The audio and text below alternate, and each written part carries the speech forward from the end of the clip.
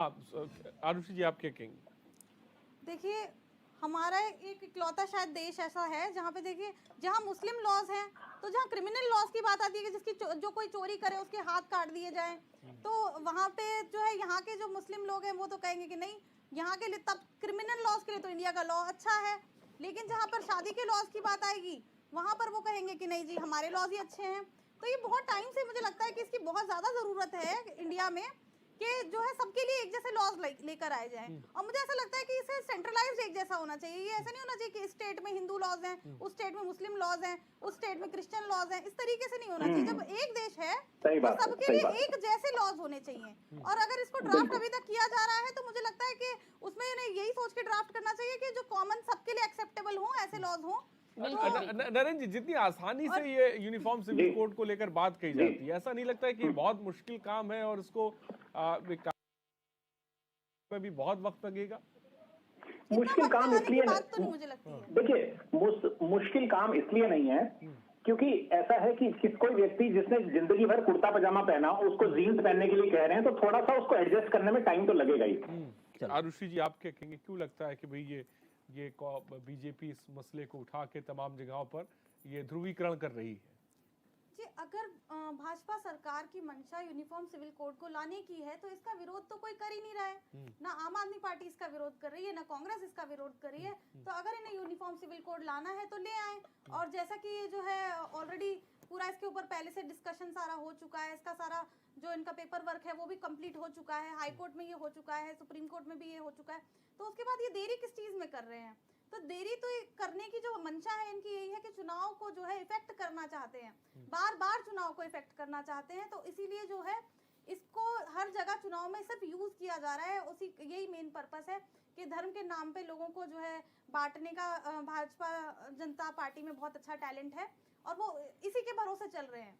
और उनके पास कोई मुद्दे हैं नहीं, कुछ करने को ज्यादा है नहीं, कुछ कहने को ज्यादा है नहीं। तो भारतीय जनता पार्टी को जो वोट बैंक जो उनका है वो धार्मिक ध्रुवीकरण के बेस पे ही उन्हें पड़ता है।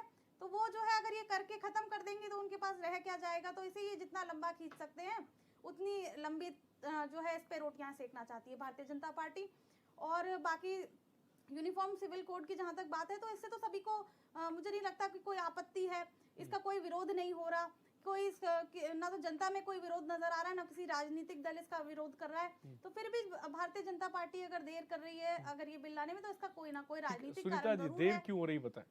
देखिए, जैसे कि अभी मैं आपके हमारे रिप्रेजेंटेटिव भाई साहब बैठे हैं, उन्होंने भी बात की। मेरा ध्येय है कि लोग अच्छे से पहले यूसीसी को समझें क्या होता है, क्योंकि पॉलिटिकल विंग जो दूसरे हैं उनको इसके बारे में मालूम ही नहीं है। एक मिनट।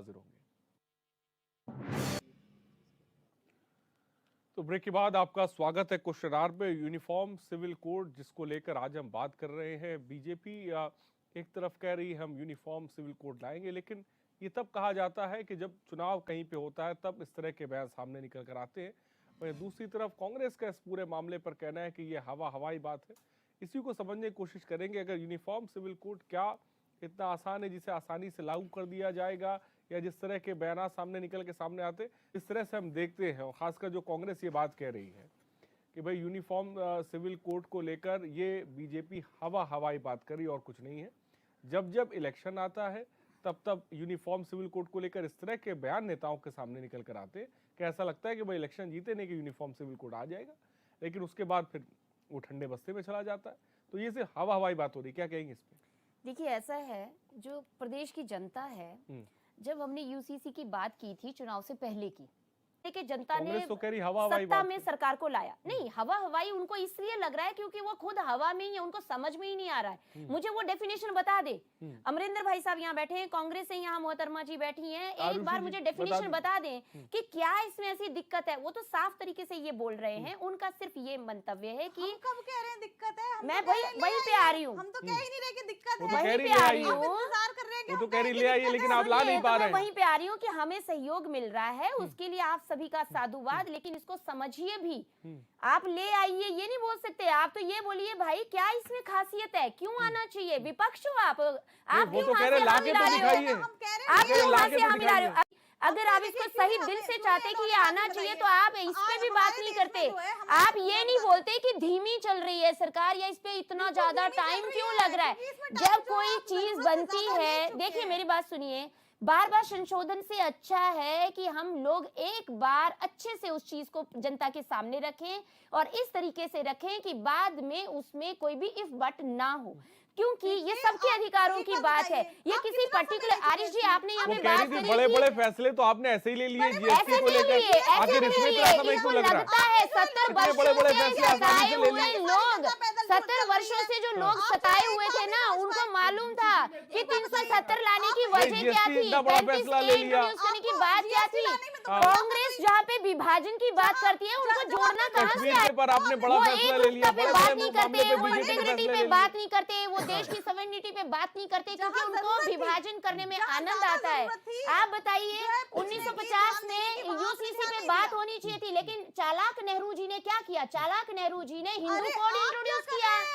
हिंदू जिसकी जिसकी जरूरत भी थी, लेकिन उस वक्त अगर यूसीसी आता तो आज इतना टाइम नहीं लगता। आज लोगों को कोर्ट में, आप बताइए, इतने लोगों के मामले पेंडिंग है। मुझे बताना चाहेंगी वो 12-12 साल की लड़कियों की शादी हो जाती है क्योंकि ये सपोर्ट करते हैं। और इन्होंने एक बात और तैयारी की, इन्होंने कहा कि पर्टिकुलर वर्ग के तुष्टीकरण, अरे ये यूसीसी आएगा तो तुष्टीकरण तो अपने आप खत्म हो जाएगा। आपकी जो वोट की राजनीति चलती है ना तुष्टीकरण की, वो निष्प्रभूत हो जाएगी। इसलिए आप ना समझना चाहते चुनाव हो के ना टाइम पे बात क्यों करना याद चाहते हो। वो कह रही चुनाव के टाइम पे, ठीक है अमरीश जी चुनाव कुछ के कहना है। टाइम पे इसलिए मैं। जब भी बड़ी बात की जाए तो जनता तो ये चुनाव के समझ टाइम ले। पे। देखो जनता को आज हमने सड़कें दे दी, पानी दे दिया, मूलभूत सारी सुविधाएं दे दी, लोगों को रोजगार के लिए हम प्रेरित कर रहे हैं, स्वरोजगार के लिए कर रहे हैं। देश में किस प्रकार से कानून ठीक है। व्यवस्था बने, ठीक है, देश ठीक है, में, ठीक है। प्रदेश सुनीता जी, में सुनीता किस जी, तरीके ठीक की है। सुशासन लाया जाए, ठीक है, आरुषि जी, वो कानून आरुषि, बनाने अमरीश जी का बोले। काम हमारा है और हम ठीक है। लोग वो बनाएंगे। सुनीता जी। सुशासन देने का प्रण हमने नहीं, लिया सुनीता जी बात है, है। लेकिन ठीक है, ये कह रही है, ठीक है, हम अमरीश तो जी बोले। विरोध नहीं कर रहे। अरे अमरीश विरोध जी नहीं कर रहे तो हम तो ये कह रहे हैं ये अरे हमारे- सुनीता जी, मेरे कहने ये से चुप हो particular जाइए, हिंदुत्व प्लीज, की प्लीज, बात नहीं है, सभी धर्मों ठीक है की भाई, बात है, ठीक है, सभी ठीक है। धर्मों के ठीक है, अधिकारों ठीक की है, बात ठीक है। है। कह रहे हैं टाइम लग रहा है, लेकिन समझाने में ज्यादा समय लग रहा है। आप समझ रहे हैं क्योंकि आप पढ़े लिखे हैं, लेकिन हमारी जो जनता बैठी है, जो जन, एक मिनट में बात कर लूं, आप सुन तो लीजिए मैं क्या बोल रही हूँ। चिल्लाने से थोड़ी ना होता है, समझने से ज्यादा समझ में आएगा यूसीसी।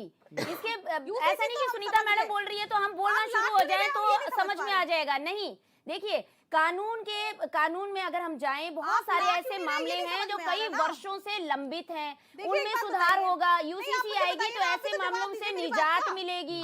बहुत सारे ऐसे फायदे हैं, पर्टिकुलर कई पर्सनल लॉज में महिलाओं के अधिकारों का हनन होता है, सीमित होते हैं, तो उनको छूट मिलेगी। तो हम हर वर्ग को अच्छे से समझाएं, आप जैसे लोगों को अच्छे से समझाएं ताकि अच्छे से बैठ जाए आपके। आपने भी यूसीसी सुझाव दिया नहीं है, दीजिए अपना सुझाव और इसमें मजबूती लाने के लिए सरकार में यूसीसी लागू करने के लिए सहयोग कीजिए। आप बोलिए कि कांग्रेस पार्टी इसका सहयोग करती है, तब इसमें तेजी हम लाने की कोशिश करेंगे, लेकिन जनता को भी विश्वास में लेना बहुत ज्यादा जरूरी है। ये सारा जो किसी बिल में यूसीसी तो आपने बिल है, विश्वास नहीं ये लिया। जनता पर लागू होगा, ये कांग्रेस पार्टी, भारतीय जनता पार्टी पर नहीं होगा। पढ़े लिखों पे तो समझ में पहले से ही है, लेकिन जनता को, जन जन को समझाना जरूरी है। आप जैसे लोगों को समझाना बहुत ज्यादा जरूरी है। अमरीश जी, अरे आपने कभी समझाया ही नहीं आज तक। ठीक है। किसान बिल के टाइम पे आपने समझाया? अरे आप जाइए किसान खेतों का दौरा कर लीजिए जरा, आप थोड़ा ये बताइए ना, खेतों का दौरा कर लीजिए। आपके टाइम में कभी निधि के नाम पे शब्द नहीं होता था। नेहरू योजना, इंदिरा गांधी योजना, राजीव योजना, वो कह रही है, गांधी आपको योजना, समझाना नहीं, सिर्फ लागू यही करना है। होता था। निधि नहीं सुनते थे कोई भी, ठीक है। निधि नहीं सुनते थे। आज यहाँ पे कितने हाँ, ठीक केंद्र पोलियो के बंद हो गए क्योंकि भारतीय जनता पार्टी ने हर जगह बच्चों सबके लिए काम करना शुरू किया। आप इंजेक्शन ही ठीक है, लगाते ठीक है, रहे बात आ 70 गई, सालों ठीक है, से। ठीक है, ठीक है, बहस मुकम्मल हो, ठीक है तभी अमरीश कांग्रेस जी, संडे बस्ते में बैठी है ठीक है, जनता का। इस समय पर मुझे ऐसा लगता है कि बीजेपी का बड़ा हाथ तंग है, उनको वोट वाली आने वाले समय में तो इसकी- कांग्रेस पार्टी के वो लोग बोल रहे हैं जो चिल्लरों में बटे हैं, पूरे देश में चिल्लर पार्टी बटी हुई है। कहीं पे भी पूरी बहुमत से सरकार नहीं बना पा रहे, एक दो जगह छोड़कर चिल्लरों में, और यात्राएं कर रहे हैं, वो भी परिवार जब बटा हुआ है उसको जोड़ने के लिए कि वाड्रा परिवार भी आ जाए, इटली से भी चलिए, आप परिवार समय की आ बात जाए, आ गई। और फिलहाल भारत में जो है वो तो बहुत बहुत शुक्रिया सुनीता जी हमसे जुड़ने के लिए। आरुषि जी आपका बहुत बहुत शुक्रिया, अमरीश जी आपका बहुत